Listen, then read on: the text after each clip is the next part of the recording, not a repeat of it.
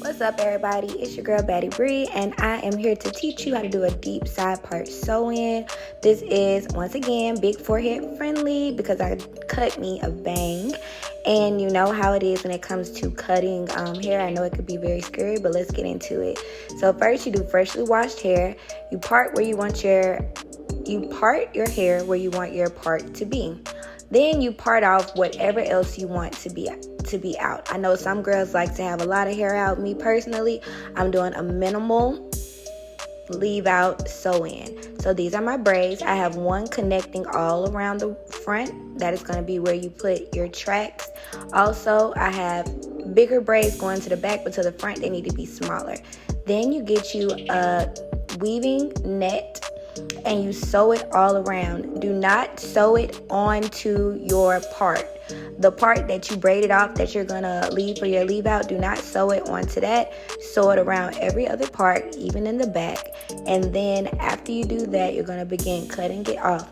This is really good for like when you do bigger braids, so you have more places to actually sew onto. I got this hair from Eula Hair, shameless plug. But when you do that, you always double weft it, starting at the back. The back is where you double weft the most. When you get towards the top, you don't really have to double weft that much. And then if you don't double weft at the top, it's not going to be as bulky. Because, you know, we like a real flat sew-in. So we're going to do the best that we can with making it flat at the top. Now, we know we want it full, so try not to have as many spaces.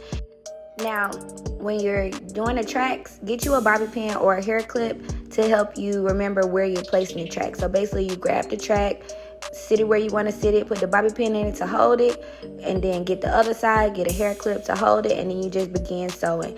When you go in, you sew. You got to get a snack.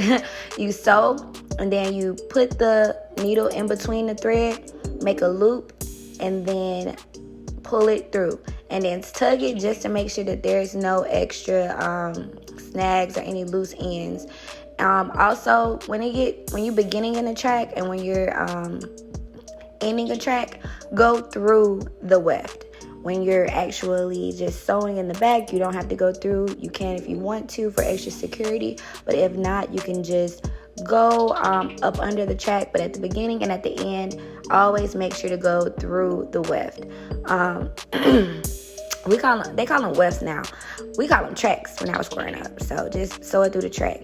And then when you get done, when you are at the end of your needle and thread and it's time to cut the thread, make sure you tie 2 to 3 knots, 4 or 5 if you're an extra security type of girl, and make sure that that weft is secured.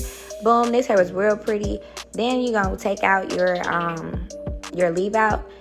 You can either do this at now or you can wait to the end. Then go ahead and style your tracks and your weaves, the way that you want to. I am making this hair straighter. It's body wave hair, so I'm making it straighter because I'm going to be putting some body curls in it.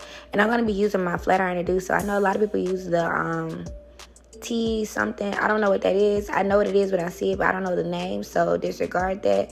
But I'm just going to use my flat iron to do my curls. Okay, so now you get your flat iron to go ahead and make that leave out flat. And back to when I was saying about how I curl my hair. I get the flat iron, I start at the top, and I roll it around backwards to make the curl. You don't gotta hold it or nothing like that, but make sure it's the way you like it. So here is the final product of my body curls. And right now I'm just doing a little layering with scissors to shape my face and to really more so create a dramatic bang. When you do that, then you can go ahead and finish your leave out with using the flat iron to go ahead and make it extra flat. And then grab a couple of pieces of the tracks in between time to make it all blend together. Boom, it looks real pretty. Look at me, bad bitch.